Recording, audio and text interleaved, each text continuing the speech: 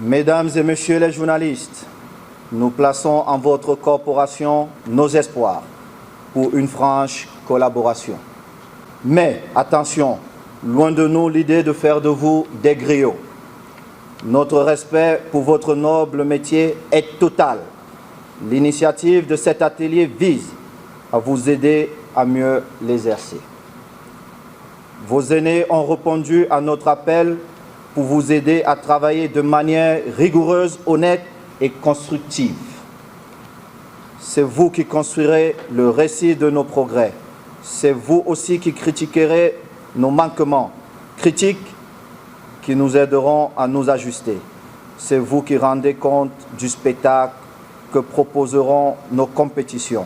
C'est encore vous qui donnerez envie au public de revenir dans les stades. Vous êtes l'indispensable pont entre les acteurs du football et nos millions de supporters. Votre rôle est essentiel.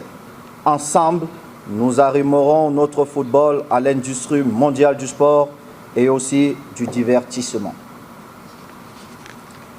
Mesdames et messieurs, comme vous le savez, l'Assemblée générale élective de la FECAFOOT du 11 décembre dernier a bien voulu m'accorder une confortable majorité. Cet atelier est avant tout un engagement de campagne.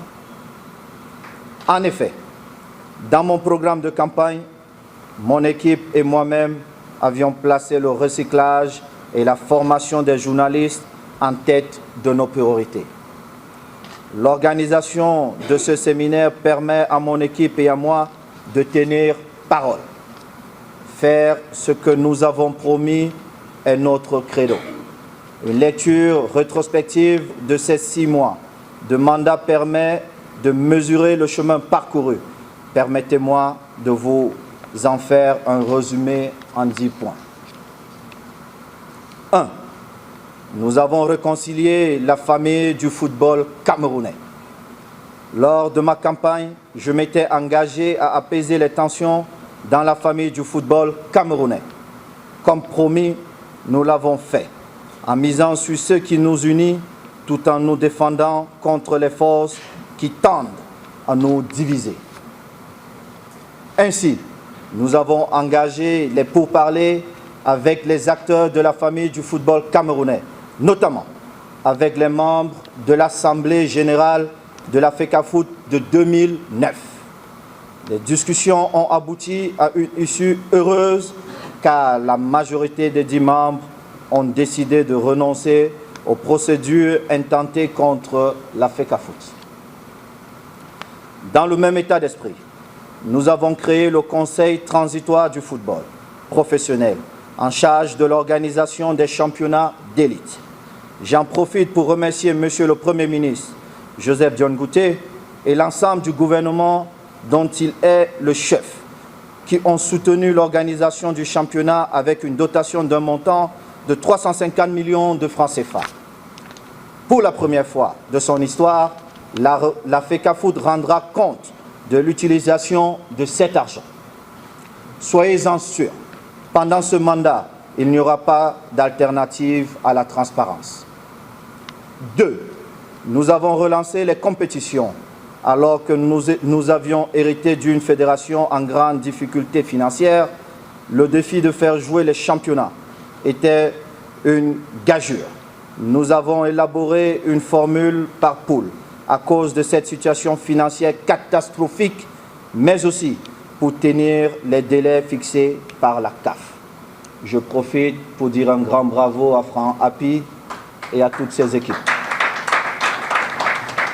Mal nous en prie, on nous a fait le procès d'ostraciser une partie du pays parce qu'il n'y avait pas de poule dans le Grand Nord.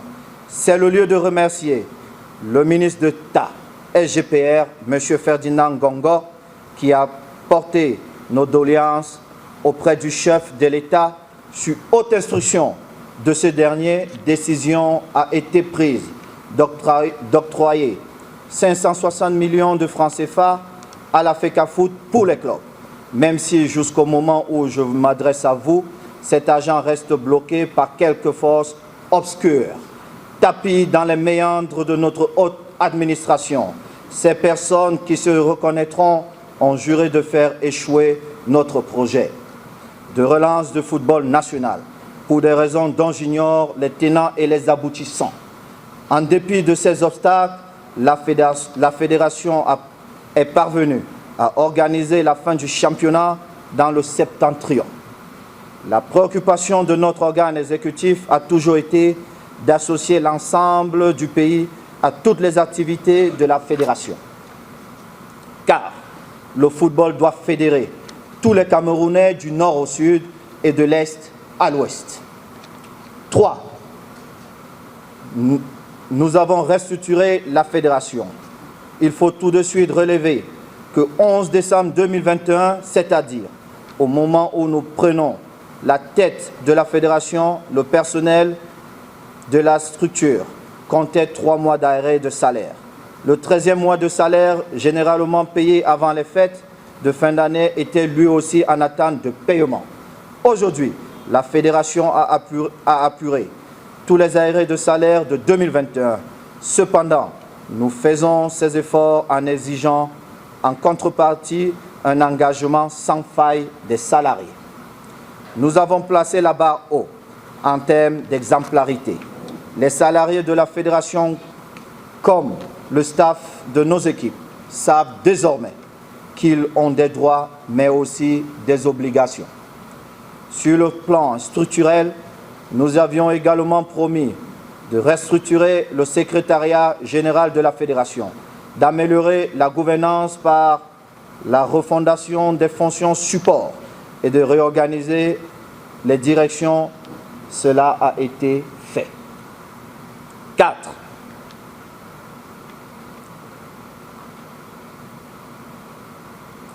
Nous rationalisons les ressources humaines. Nous avons contractualisé les stagiaires qui travaillaient à la fédération pour la plupart depuis des mois, voire des années. Cette mesure, certes, a généré un accroissement de 3 900 000 à la masse salariale mensuelle, mais cela a permis de donner à ces jeunes Camerounais une stabilité d'emploi et des perspectives d'avenir. Il est à noter que la moyenne d'âge des personnels embauchés est d'environ 29 ans. Le chantier en cours au sein de nos ressources humaines est de reclasser les personnels dans les catégories et les échelons correspondants, à la fois au diplôme, mais aussi à la position occupée au sein de l'administration fédérale. 5. Nous avons créé les conditions du retour des sponsors.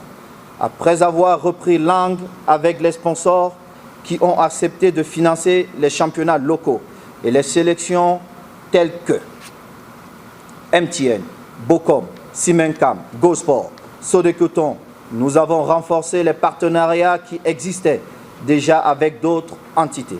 Celles-ci ont accepté de revaloriser de façon substantielle leurs contributions. Il s'agit notamment du groupe SABC, d'Orange Cameroun, de Guinness Cameroun et d'autres qui sont en négociation. Vous me permettrez de m'attarder sur le groupe SABC, qui a renouvelé et revalorisé à la hausse de manière substantielle le contrat annuel qui nous lie. Cette société nous a accompagnés lors de la Coupe d'Afrique des Nations dans le projet des fans Zone Fecafoot, intitulé La Tanière du Lion. Je peux d'ores et déjà vous annoncer en exclusivité que le groupe SABC apportera également sa contribution financière dans le projet de construction des stades de proximité. Le tout premier de ces stades sera construit dans la région meurtrie du Nord-Ouest.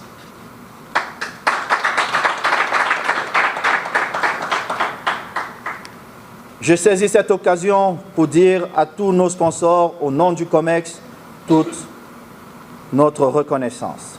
6. Nous avions nationalisé le banc des Lions et qualifié l'équipe pour le Qatar. À la suite de la performance mitigée des Lions indomptables à la dernière CAN, nous avons proposé et obtenu la nomination de Rigobert Song au poste de manager sélectionneur de l'équipe du Cameroun. Beaucoup d'entre vous avaient douté de nos chances d'aller au Qatar. Mais avant le match couperet de Blida, notre manager sélectionneur m'a dit, ouvrez les guillemets, « Président, vous avez pris un risque énorme en me faisant nommer à ce poste. » Je ferme les guillemets. Je lui ai répondu, non, j'ai donné une opportunité à notre pays d'aller à la Coupe du Monde avec vous à la tête de l'équipe. Pour ceux qui étaient là, même pour ceux qui n'étaient pas là, vous connaissez la suite. 7. Nous avons augmenté les subventions aux clubs d'élite. Nous sommes heureux d'annoncer qu'en seulement 6 mois, l'AFECAFOOT a déjà alloué plus d'1 milliard de francs CFA de subventions aux clubs de MTN, Elite 1 et Elite 2 et près de 80 millions de francs CFA pour la Guinness Super League. Une partie importante de cette enveloppe est dévolue au salaire des joueurs et joueuses. Dans le détail, 575 millions de francs CFA ont été versés au club d'Elite 1, 182 millions de francs CFA à ceux d'Elite 2. Environ 150 millions de francs CFA ont été alloués pour l'hébergement des équipes. Pour ce qui concerne le football féminin, l'AFECAFOOT a déjà débloqué 63 millions de francs CFA et 18 millions de francs CFA pour soutenir les clubs du championnat de première division. Malgré les obstacles de toute nature et en dépit de la crise sanitaire, le championnat d'Elite 1 a pu démarrer et se poursuivra jusqu'à la fin dans le Grand Nord de notre triangle national. 8. Nous avons changé la vie des footballeurs. Je salue la collaboration des présidents de clubs qui ont adhéré au programme de professionnalisation de notre football. Au-delà des chiffres, nous sommes particulièrement heureux d'avoir pu instaurer le paiement des salaires décents et réguliers aux joueurs du championnat d'Elite 1. En garantissant la régularité de leurs revenus, nous avons ainsi pu leur donner la possibilité d'accéder au crédit bancaire et par conséquent d'améliorer leur niveau de vie. Dans le même élan, nous avons engagé des discussions avec la direction générale de la CNPS pour assurer une retraite aux footballeurs. Nous travaillons aussi avec les compagnies d'assurance pour assurer à la fois les employés de la fédération et, plus tard, offrir une assurance maladie aux joueurs. Mesdames et messieurs les journalistes, en tant qu'ancien joueur, il me tient à cœur de rendre sa dignité aux footballeurs. Un compétiteur ne peut pas, ne doit pas tomber dans l'indigence. Merci ma patronne. Dans l'indigence. Je me battrai de toutes mes forces pour que cela n'arrive plus dans notre pays. 9. Nous avons relancé le football féminin. Notre championnat de football féminin a également été relancé. Il compte 12 équipes, constituées de 25 joueuses chacune. Nous avons décidé de soutenir le football féminin et de préserver nos footballeuses en subventionnant les salaires à hauteur de 50 000 francs par mois et par joueuse. Et ceci est hormis la participation de Guinness. Ça, c'est la quote-part de la fédération. Et c'est sur 10 mois, parce que nos filles, nos sœurs, nos mamans ont beaucoup plus de problèmes que nous les hommes. Par mois et par joueuse, nous avons payé le solde de la subvention de la saison précédente, soit 6 500 000 francs, qui n'avaient pas été payés. Cela équivaut à une dotation mensuelle de 15 millions de francs CFA par mois, exclusivement consacrés aux salaires qui seront payés par virement sur les comptes bancaires des joueuses. 10. Nous avons mis en place une gestion rigoureuse et efficace. Les difficultés liées aux primes et versements des Lions indomptables ont été résolues grâce aussi au soutien des pouvoirs publics. À cet égard, permettez-moi de saluer la contribution du gouvernement et le soutien permanent, jamais démenti, de son Excellence le Président de la République, M. Paul Biya. Nous avons instauré de nouvelles procédures pour une meilleure gouvernance financière. Dorénavant, les fonds publics ne transitent plus par les comptes de la FECAFOOT. Les virements sont effectués directement dans les comptes des personnes concernées. Donc, vous avez une traçabilité pour fouiller si vous le voulez. Vous avez noté avec moi que depuis la CAN jusqu'aux éliminatoires en passant par les barrages de la Coupe du Monde, il n'y a pas eu de bruit à ce sujet, sauf que certains ont voulu, je ne sais pas pourquoi, montrer qu'ils étaient transparents, pourtant ils ne le sont pas. C'est aussi une évolution salutaire, résultant d'une collaboration bipartite gagnante avec les pouvoirs publics. Dans le même souci de rigueur et de réduction des comptes, nous avons ordonné un audit financier et administratif de la FECAFOOT, destiné à faire un état des lieux avant de lancer nos chantiers prioritaires, notamment les travaux de parachèvement de l'immeuble siège. Nous avons également instruit la contractualisation de tous les agents de la Fédération. Pour votre parfaite information, certains personnels travaillaient sans contrat depuis plusieurs années. Mesdames et messieurs, voilà un résumé succinct de ce que nous avons entrepris lors des 6 premiers mois de notre mandat.